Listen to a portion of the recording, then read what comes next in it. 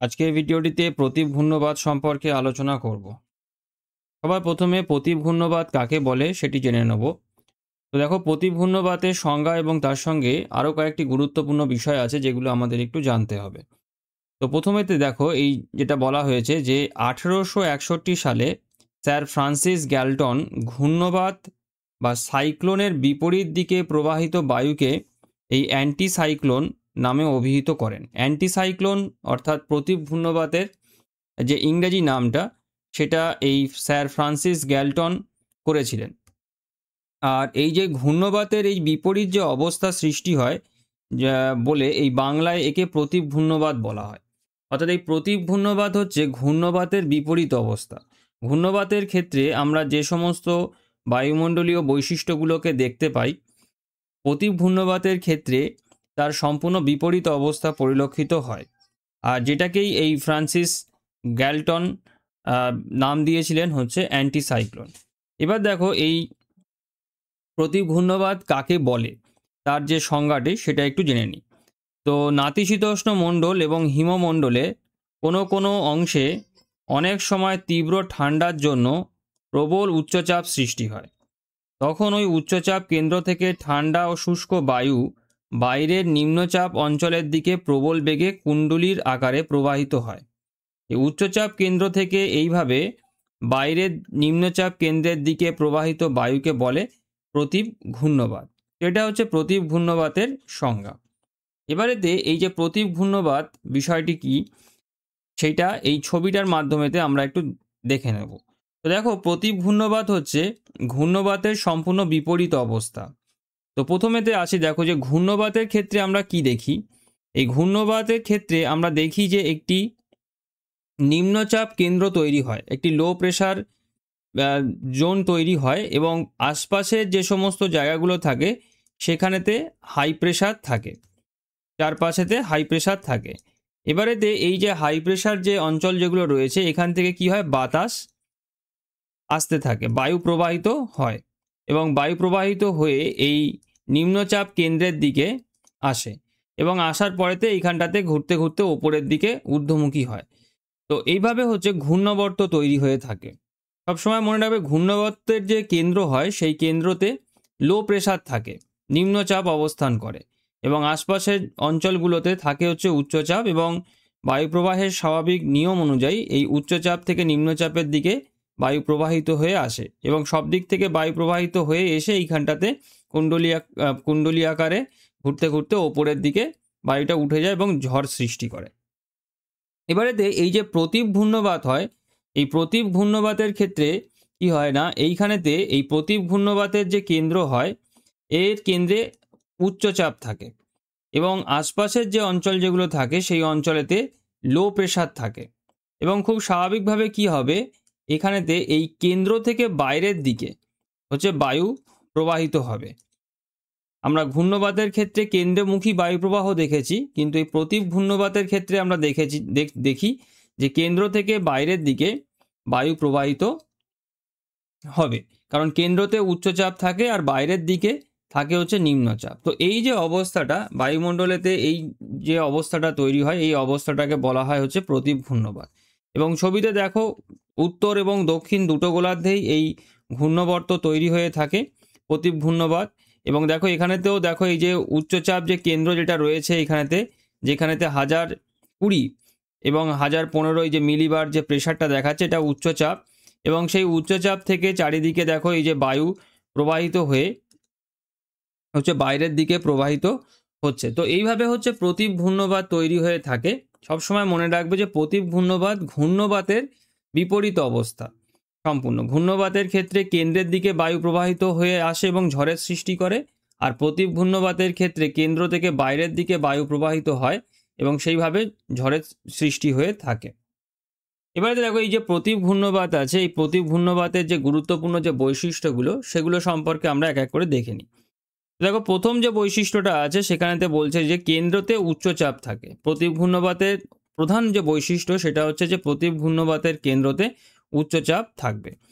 দ্বিতীয় বৈশিষ্ট্য হচ্ছে, দেখো যে কেন্দ্র থেকে বায়ু চারপাশে প্রবাহিত হয়ে থাকে। অর্থাৎ এই কেন্দ্রতে যদি উচ্চচাপ থাকে তাহলে কেন্দ্র থেকে কী হবে, বায়ু চারপাশের নিম্নচাপের দিকে প্রবাহিত হবে এবং এইভাবে প্রতীক ঘূর্ণবাতের সৃষ্টি হবে। তারপরে দেখো, বায়ুর গতি উত্তর গোলার্ধে ঘড়ির কাঁটার দিকে এবং দক্ষিণ গোলার্ধে ঘড়ির কাঁটার বিপরীতে হয়ে থাকে। আর বায়ু শীতল ও নিম্নগামী হয়। তো দেখো, এখানেতে বায়ু ওপর থেকে নিচের দিকে নামতে থাকে। যেহেতু শীতল বায়ু, সেই জন্য শীতল বায়ু ভারী হওয়ার জন্যে নিম্নমুখী হয়ে থাকে। আমরা ঘূর্ণবাতের ক্ষেত্রে আমরা দেখেছি কি, যে এই যে নিম্নচাপ যে কেন্দ্রটা হয়, সেই কেন্দ্রটা উষ্ণ থাকে। আর চারপাশ থেকে যখন হচ্ছে বায়ু প্রবাহিত হয়ে এই উষ্ণ কেন্দ্রটার দিকে যখন আসে, তখন কি হয়, এখানেতে কুণ্ডলী আকারে বায়ু ঘুরতে ঘুরতে ওপর দিকে উঠে যায়, ঊর্ধ্বমুখী হতে থাকে। কিন্তু প্রতীক ঘূর্ণবাতের ক্ষেত্রে আমরা এর বিপরীত অবস্থা দেখি। আমরা প্রতীক ঘূর্ণবাতের ক্ষেত্রে যেহেতু কেন্দ্রেতে হাই প্রেশার থাকে এবং বায়ু যেহেতু কেন্দ্র থেকে চারপাশেতে প্রবাহিত হয়ে থাকে, সেই জন্যে কী হয়, বায়ু এই নিম্নগামী হতে থাকে। ওপর থেকে বায়ু নিচের দিকে নিম্নগামী হতে থাকে, শীতল বায়ু নিম্নগামী হয়ে চারপাশে ছড়িয়ে পড়তে থাকে। তারপরে দেখো, এই যে ঘূর্ণবাত হয়, এই ঘূর্ণবাত হচ্ছে দীর্ঘস্থায়ী হয়। ক্রান্তীয় ঘূর্ণবাত বা যে অন্য যে সমস্ত ক্রান্তীয় বা নাতিশীতোষ্ণ যে ঘূর্ণাবর্ত হয়, সেগুলো স্বল্পস্থায়ী হয়ে থাকে, বেশি দিন স্থায়ী হয় না। বিশেষত ক্রান্তীয় ঘূর্ণাবর্ত তো খুবই অল্পক্ষণ ধরে মানে ক্ষণস্থায়ী হয়ে থাকে, কিন্তু এই প্রতীক ঘূর্ণবাত খুবই দীর্ঘস্থায়ী হয়ে থাকে। অনেক দিন ধরে এই প্রতীক ঘূর্ণবাত কোনো একটি অঞ্চলের ওপরেতে অবস্থান করে। আর এটা কম শক্তিশালী। ক্রান্তীয় ঘূর্ণবাত যেরকম খুব বিধ্বংসী হয়, সেই তুলনায় প্রতীক ঘূর্ণবাত খুব কম শক্তিশালী, বিধ্বংসী ক্ষমতা প্রায় নেই বললেই চলে। এবারেতে এই যে প্রতীক ঘূর্ণবাত হয়, এই প্রতীক ঘূর্ণবাত কিভাবে উৎপত্তি হয়? তো দেখো, প্রতীক ঘূর্ণবাত যেটা উৎপত্তি হয় সেটা হচ্ছে শীতল মহাদেশীয় অঞ্চল, যেমন হচ্ছে সাইবেরিয়া, মধ্য এশিয়ার যে শীতল মেরুর কোনো স্বল্প পরিসর স্থানে শীতকালে মাঝে মাঝে অত্যাধিক শীতলতার জন্য বায়ুমণ্ডলেতে উচ্চচাপ কেন্দ্রের সৃষ্টি হয়, যা থেকে এই প্রতীক ঘূর্ণবাতের উৎপত্তি ঘটে। অর্থাৎ প্রতীক ঘূর্ণবাত হতে গেলে উচ্চচাপ কেন্দ্র তৈরি হতে হবে, এবং উচ্চচাপ কেন্দ্র তৈরি হতে গেলে খুব জায়গাটাকে ঠান্ডা হতে হবে। তো মহাদেশীয় যে সমস্ত অঞ্চল, বিশেষ করে এই যে সাইবেরিয়ার যে অঞ্চল, আমরা জানি যে প্রচণ্ড ঠান্ডা। মধ্য এশিয়ার যে সমস্ত জায়গাগুলো রয়েছে সেগুলোও খুব ঠান্ডা। তো এখানেতে কি হয়, শীতকালে বিশেষত প্রচণ্ড ঠান্ডার কারণেতে বায়ুমণ্ডলেতে উচ্চচাপ কেন্দ্র তৈরি হয়ে থাকে। তো এই উচ্চচাপ কেন্দ্র তৈরি হওয়ার পরেতে কি হয়, এতটাই উচ্চচাপ হয়ে যায় যে আশপাশের যে অঞ্চল যেগুলো থাকে সেগুলো তখনও নিম্নচাপে থাকে। নিম্নচাপে থাকে বলতে এখানেতে যে প্রেশারটা থাকে, সেই প্রেশারের থেকে এই আশপাশের অঞ্চলের প্রেশারটা অনেকটা কম থাকে। তো খুব স্বাভাবিকভাবে কি হবে, বায়ু উচ্চচাপ থেকে নিম্নচাপের দিকে প্রবাহিত হয়।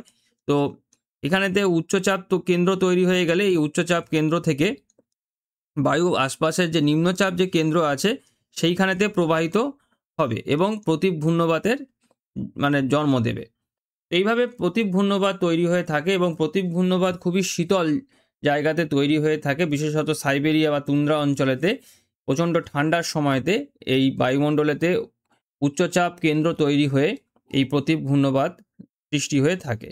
এবার দেখো, প্রতীক ঘূর্ণবাতের কেন্দ্রেতে অত্যন্ত শীতল ও শুষ্ক বায়ু অবস্থান করে, যা বাইরের নিম্নচাপ অঞ্চলের দিকে প্রবল বেগে প্রবাহিত হয়ে থাকে। অর্থাৎ যেহেতু বায়ুটা প্রচণ্ড ঠান্ডা এবং তার সঙ্গে সঙ্গে বায়ুতে জলীয় বাষ্পের পরিমাণ কম থাকার কারণেতে খুবই শুষ্ক হয়ে থাকে। মূলত এই যে প্রতীক ঘূর্ণবাত কি হয়, এগুলো মহাদেশীয় অঞ্চলেতে তৈরি হয়, স্থলভূমির ওপরেতে তৈরি হয়ে থাকে, যে কারণেতে এই প্রতীক ঘূর্ণবাত হচ্ছে প্রতীক ঘূর্ণবাতের সঙ্গে জলীয় বাষ্পের কোনো সেই অর্থে সম্পর্ক থাকে না। তো যে কারণে বায়ুটা শীতল এবং শুষ্ক হয়। ক্রান্তীয় ঘূর্ণাবর্ত যেরকম সমুদ্রের ওপরেতে তৈরি হয়ে থাকে, যে কারণেতে ক্রান্তীয় ঘূর্ণাবর্তের বায়ু উষ্ণ এবং আর্দ্র হয়ে থাকে জলীয় বাষ্প যোগানের কারণেতে। প্রতীক ঘূর্ণবাতের ক্ষেত্রে সেটা কিন্তু দেখা যায় না। এবার দেখো, প্রতীক ঘূর্ণবাতের যে প্রভাবটা হয়, সেই প্রভাবটা কি যে আকাশ মেঘমুক্ত নির্মল থাকে, বৃষ্টিপাত হয় না, আর শীতকালে ঘন কুয়াশা ও তুহিন সৃষ্টি হয়ে থাকে। আমরা ক্রান্তীয় ঘূর্ণবাতের ক্ষেত্রে এর বিপরীত অবস্থা দেখেছি। ঘূর্ণবাতের ক্ষেত্রে আকাশ মেঘলা থাকে, বৃষ্টি হয় এবং সেই সঙ্গে সঙ্গে বজ্র বিদ্যুৎও হয়ে থাকে। তো প্রতীক ঘূর্ণবাতের ক্ষেত্রে এইসব কিন্তু হয় না, কারণ প্রতীক ঘূর্ণবাতের সম্পূর্ণ বিপরীত অবস্থা।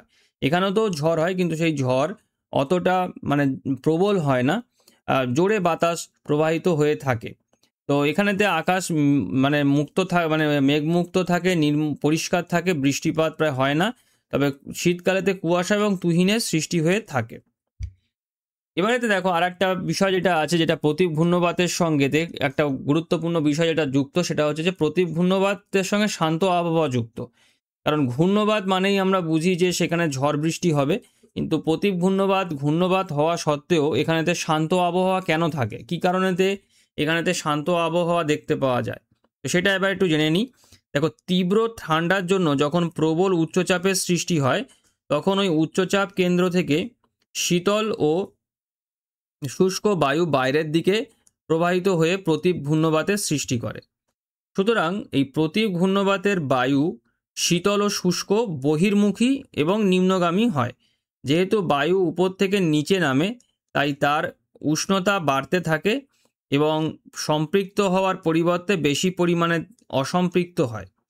আর ওই শুষ্ক ও শীতল বায়ুর জলধারণ ক্ষমতাও কম, এর ফলে আকাশ মেঘমুক্ত নির্মল থাকে, ঝড় বৃষ্টি কিছুই হয় না। তো ব্যাপারটা এক এক করে আমরা একটু বুঝে নিই। দেখো, প্রতীক ঘূর্ণবাতেতে প্রথমেতে যেটা কি হয়, প্রথমত আমরা জানলাম যে প্রতীক ঘূর্ণবাত শীতল অঞ্চলেতে তৈরি হয়ে থাকে, যেখানেতে প্রচণ্ড ঠান্ডা পড়ে, এবং প্রতীক ঘূর্ণবাতের কেন্দ্রতে থাকে হচ্ছে উচ্চচাপ থাকে। প্রতীক ঘূর্ণবাতের যে কেন্দ্র হয়, সেই কেন্দ্রতে থাকে আমার উচ্চচাপ। এবার এই উচ্চচাপ থাকার দরুন কি হচ্ছে, এই উচ্চচাপের যে বায়ুটা হয়, এই বায়ুটা ওপর থেকে নিচের দিকে নামতে থাকে, মানে নিম্নগামী হয়। এবার বায়ু যদি নিম্নগামী হয়, ঠান্ডা বায়ু নিম্নগামী, তো নিম্নগামী হলে সেখানেতে কি হবে, এই বায়ুতে মানে উষ্ণতা, মানে ওপরেতে তো প্রচণ্ড ঠান্ডা, তো সেই উপর থেকে যখন বায়ু, ঊর্ধ্বাকাশ থেকে যখন বায়ু নিচের দিকে যখন নামতে থাকে, তখন কি হয়, আস্তে আস্তে উষ্ণতা বাড়তে থাকে। তো যেটার কারণে কি হয়, বায়ু সম্পৃক্ত হওয়ার পরিবর্তে আরও অসম্পৃক্ত হয়ে যায়, এবং শীতল থাকার দরুন এর বায়ুর জল ধারণ ক্ষমতা খুব কম, সেই জন্যই খুব স্বাভাবিকভাবে বায়ু শুষ্ক হয়ে থাকে, মানে জল ধারণ ক্ষমতা কম থাকার দরুন। তো যে কারণেতে বৃষ্টি হওয়ার সম্ভাবনা প্রায় নেই বললেই চলে। আর বায়ুতে জলীয় বাষ্পের পরিমাণ খুব কম থাকার কারণেতে ঘনীভবন হতে পারে না, মানে ঘনীভবন বলতে ঘনীভবন প্রক্রিয়া যদি না হয়, তাহলে তো মেঘও তৈরি হবে না, আর হচ্ছে তোমার বৃষ্টিপাতও হবে না। তো যে কারণেতে এই বায়ুতে পর্যাপ্ত পরিমাণেতে যে জলীয় বাষ্প, সেই জলীয় বাষ্পটা না থাকার দরুন মেঘও সেভাবে তৈরি হয় না, যে কারণেতে মেঘমুক্ত থাকে, আকাশ পরিষ্কার থাকে, আর ঝড় বৃষ্টিও হয় না। কারণ মেঘ যদি তৈরি না হয়, তাতে বৃষ্টি তো হবেই না।